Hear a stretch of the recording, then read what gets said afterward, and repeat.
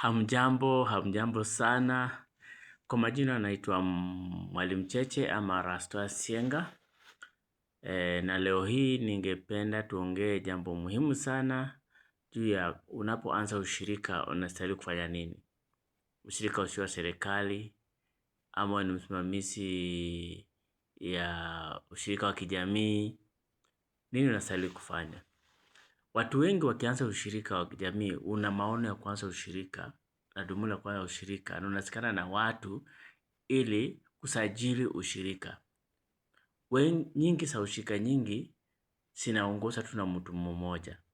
Wale ambao wamehusika wakafanya kamati ya ushirika, mara nyingi unapata kwamba inakuwa tu ile thibitisho katika hali ya kusajili peke yake.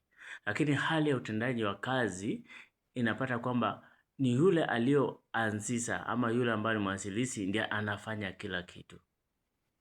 Na hata siri nyingi za ushirika inakuwa ni vigumu wale wanaofanya na hao ama walioanza kujua kila kitu ni yeye hujifanyia. Na hii huwa ni hatari sana katika ushirika. Inakuwa ni hatari sana. Usipohusisha wenzako na kufanya kazi pamoja na kuweka maamuzi pamoja kwa kila jambo, inakuwa ni vigumu sana ushirika huo kusimama na kuendelea, maana kazi ama ushirika nyingi imewachwa mtu mmoja. Kwa hivyo wale ambao wanasajili na kuanza ushirika, ushauri wangu ni huu. Unapoanza ushirika, nyinyi mnakuwa wale wa kutengeneza maamuzi ya ushirika katika kulingana na lengo lenyu, kulingana na maono mlio nayo, sabaha zenyu na shughuli za kila siku katika ushirika, mnakuwa wale wa kutoa uamuzi. Na kwa hivyo katika ushirika mlioanzisha, wakati mnapo tafuta ufadhili na mnapopata fadhili, mkaandike watu ambao wanastahili kufanya kazi. Na nyinyi mubaki tu katika hali ya kutoa maamuzi. Hili ndio jambo ambalo mara nyingi maushirika nyingi sisimamizi. Wakati ushirika inapata ufadhili, inaendelea kidogo tu, then kwa muda kidogo inaanguka. Na zile ambazo zinaendelea sana sana, zile zinafanya kazi ya kupata msaada sana katika usaidizi wa watoto, mara nyingi wao huendelea kupata msaada kwa watu tofauti tofauti. Kwa hivyo wataendelea. Lakini unapata kwa katika ile mpangilio wao wa kazi haupo. Na mambo inakuwa magumu sana kwa yule mwanzilishi. Wakati msaada unapotoka inakuwa ni vigumu sana kuendelea. Kwa hivyo ushirika utaanguka. Kwa nini? Kwa sababu watu hawahusishwi. Inakuwa ni kitu tu ya mtu mmoja kufanya, na ni hatari. Imisa yangu kwa maushirika yote, wale ambao wamesajili kama ushirika usio wa serikali na katika ushirika wa jamii, imisa yangu ni ya kwamba mnaposajili ushirika, kitu cha kwanza, pata maelezo ama mafunzo mkaelewe jinsi mnaweza kuendeleza ushirika huo. Na isiwe ni kazi ya mtu mmoja, fanyeni kazi pamoja, maamuzi tengeneze pamoja. Usiwahi amua kama wewe ni mwenyekiti wa ushirika ama ni mweka hazina ama ni chochote ambao katika ushirika. Tafadhali kama ndio ulikuwa na maono na ukaanza ushirika huo, usichukue kuwa wako. Chukua ni ushirika wa jamii. Ni ushirika ulio wa serikali. Usiweke ni ushirika ambao umesajiliwa na serikali. Kwa hivyo ichukue ni ushirika wa jamii. Ili ujitenge wewe na shughuli zako na ushirika. Wacha ushirika ukajisimamie kwa kazi zake na wale ambao wanahusika. Lakini shughuli zako na mambo yako ukajitenge. Ni maono uko nayo ya kuendeleza na kusaidia jamii. Wacha maono yakafanye pamoja na wale ambao umeketi na kuwa na kikao cha kukaa mara kwa mara na kutajili jinsi ya kuendeleza ushirika, kujadili jinsi ya kupata wafadhili. Na kwa hivyo, jambo la kwanza mnaposajili ushirika, mko na katiba ya ushirika. Fuateni jinsi katiba inapoongea, jinsi ambavyo mtakana mkaendeshe shughuli za kila siku. Jambo la pili, wekeni mikakati. Kwa Kiingereza tunasema wekeni half policies.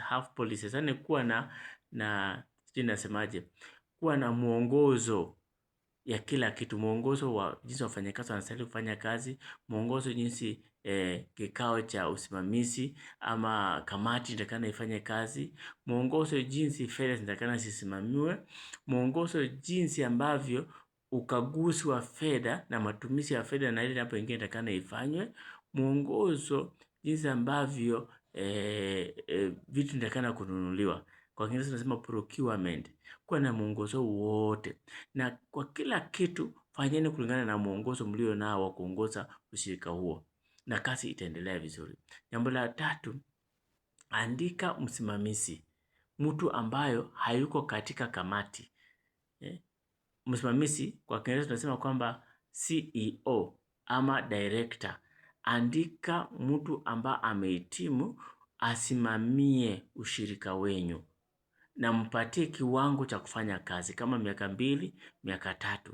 Anapomaliza miaka 3 ama miaka 4 ama 5, mbadilishe, andika mwingine. Ili unaona mtu huyu akifanya kwa muda mrefu sana atakuwa na mazoea fulani na ataanza kuwa na kitu tunaita kwa Kiingereza compromise. Ataanza kuwa hafifu ama kuanza kujitakia mambo fulani. Kwa hivyo mnakuwa na ule mtu anasimamia ushirika kwa muda wa mwaka 3 ama miaka 4 ama 5. Na akimaliza hizo miaka harudii. Kazi yake inaishia hapo, aende atafute mahali pengine, muandike mwingine aendeleze kazi. Aendeleze usimamizi. Yeah. Kwa hivyo hiyo itasaidia sana kuwa na mtu wa kusimamia. Yeye anasimamia ushirika wenyu, anasaidia katika kutafuta wafadhili, anasimamia wafanyakazi. Wafanyakazi wanajibika kwake, anakuwa na jukumu na uwezo wa kuweza kuandika na kufuta. Na anapoandika wafanyakazi, akisha kuandika mfanyakazi ama mfanyakazi amehitimu kuandikwa, then ile usimamizi wa board ama ile tunaita usimamizi wa kamati inapitia katika hali ya usajili ili wasajili wafanyakazi ambao wanastahili. Na mtu huyu ambao mmemwandika, kila wakati mnapokaa na kikao cha kamati, anakuja kwa kamati kutoa jinsi ambavyo amekuwa akisimamia ushirika huo na shughuli jinsi ambazo zimekuwa zikiendesha, jinsi mapato imeingia na jinsi ambayo imetumika. Anapatia wajibikaji katika bodi. Kitu ya 4, muwe na wakaguzi wa hesabu. Kwa Kiingereza tunaita kwamba auditor. Muwe na auditor. Wale ambao wanaweza kuwafanyia baada ya miezi 4 ama baada ya kila mwezi wanakuja wanafanya ukaguzi wa hesabu zenyu kuona kwamba fedha zimetumika zinastahili, ama baada ya mwaka mmoja ukaguzi unafanywa na mpatiwa mwelekeo kama mmetumia fedha hizi zinastahili ama hapana, ama ni nini mnastahili kufanya ili kuendeleza ushirika wenyu kwa njia ambayo inastahili. Kwa hivyo hiyo itasaidia sana. Yangu katika ile uzoefu na jinsi nimefanya na maushirika, hiyo ndio makosa nimeona sana kwa ushirika nyingi. Na tangu nianze kufanya na maushirika kwa miaka kama 20, maushirika nyingi ile tunaita kwa Kiingereza CBOs, self help group, youth group, women group, NGOs nyingi zimefungwa kwa kukosa ufadhili. Kwa sababu ya nini? Matumizi mabaya ya fedha na uongozi usio bora, uongozi ubaya. Kwa hivyo inafanya kwamba wanapokosa ufadhili hawezi jiendeleza.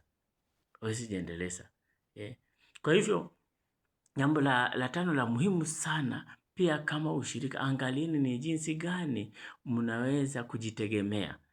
Msio mnategemea tu wafadhili, mnaweza kujitegemea. Unapopata fedha za ufadhili, kuwa na shughuli kadhaa za kuweza kujitegemea.